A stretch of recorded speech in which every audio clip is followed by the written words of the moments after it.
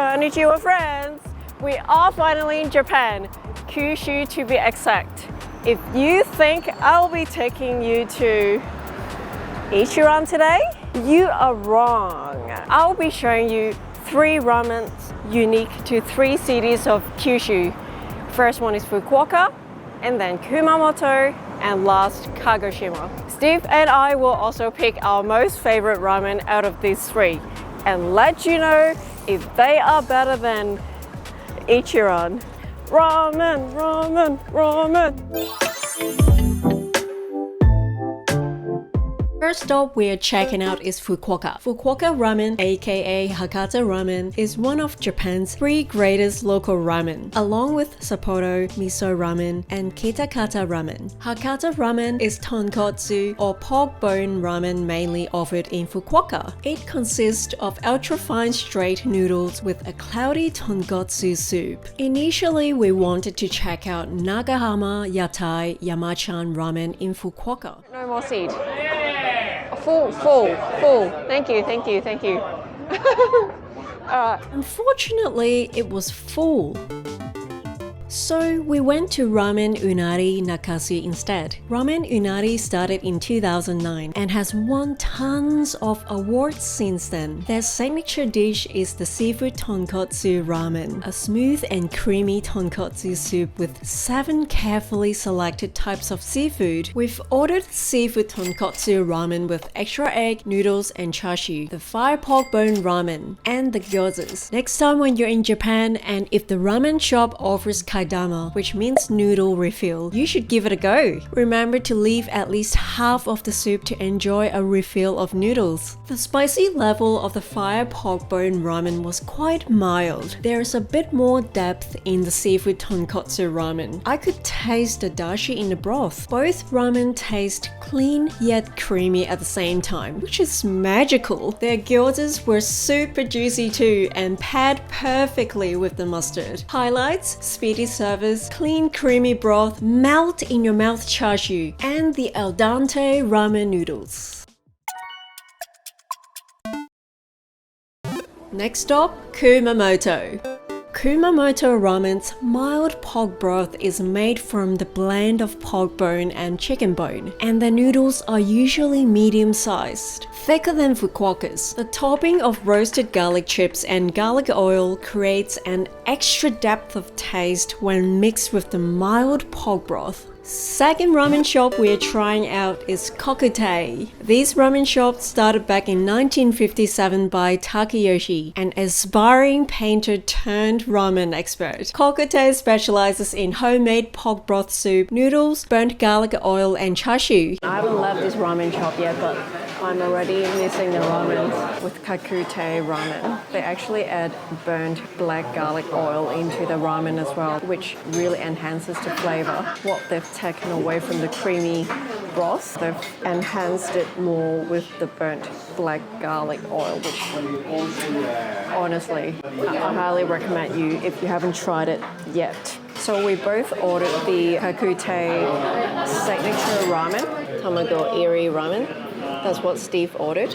My one is the Shibitaba ramen. The key difference, basically half the size of the Tamago-iri ramen. I suppose we could have tried with the raw egg yolk because originally it comes with the raw egg yolk, but we opted for hard-boiled eggs instead, but it was still enjoyable. The gyozas here are highly recommended as well. It's so small, the skin is quite light, but then it's so flavorful. I highly recommend this place.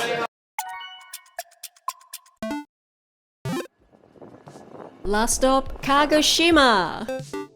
Kagoshima ramen comes with extra depth because pork bones are used together with chicken bones, veggies, kelp, and other ingredients to make a mixed soup, resulting in a lighter and less greasy taste than other styles of Kyushu ramen. The noodles are often medium thick. Pickles are also usually served alongside ramen in Kagoshima. Tontoro ramen specializes in homemade pork Toro chashu. Their chashu apparently melts in your mouth.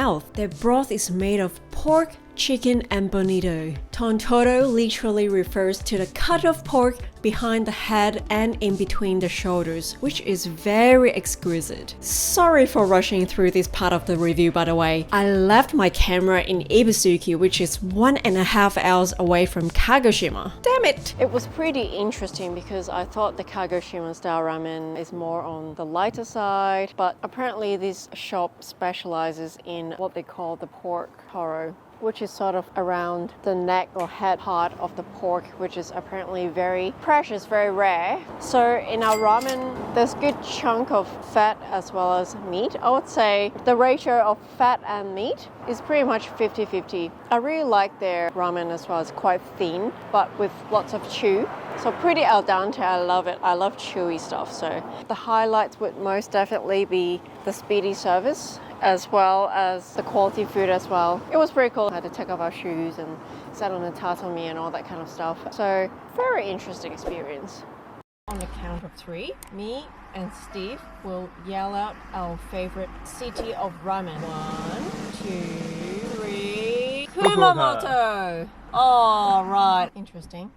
Look, it's not like I didn't like the Fukuoka ramen. I quite like the fact that they added black garlic oil to complement the less greasy broth. I like stuff with lots of depth of taste instead of just a lot of one thing. In a way, the Fukuoka one is like ultra creamy, but my personal favorite is most definitely the black garlic oil in Kokutei in Kumamoto. Really love the gyozas as well. That moment, the gyoza juice squirted out of the gyozas and I almost attacked Steve with the hot sauce. You may hate my answer, but I actually think Ichiran is pretty damn good as well. I was trying to find the local ramen shops to go against Ichiran because it is so popular. I thought surely the local smaller businesses would taste better than Ichiran, but Ichiran's ramen does manage to uphold its standard. It has its own little vibe as well. You would see plenty of